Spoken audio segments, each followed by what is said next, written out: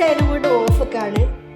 അങ്ങനെ റീല് കണ്ടപ്പോൾ ഒന്ന് കേട്ട് അൻവഹദയിൽ DJ പിന്നെ എന്തോ ഗാനമേളൊക്കെ ഉണ്ട്. അപ്പോൾ ഒന്ന് കണ്ടേക്കാന്ന് വിചാരിച്ചു. ഞാനും ചങ്കു കൂടി എൻ്റെ റൂംമേറ്റ് ഓളെ കൂട്ടിങ്ങാണ്ട് ഒന്ന് പോവാന്ന് വിചാരിച്ചു. ഇതാണ് ചങ്കു കേട്ടോ. അപ്പോൾ നമ്മൾ അൻവഹദയിലേക്ക് പോയിക്കൊണ്ടിരിക്കുന്ന വഴിയിൽ ചായ കുടിച്ചിട്ട് പോകാനുള്ള ഒരു പ്ലാനിങ്. ചായ കുടിക്കാനായിട്ട് ഒരു റെസ്റ്റോറൻറ്റിൽ വന്നിട്ടില്ല.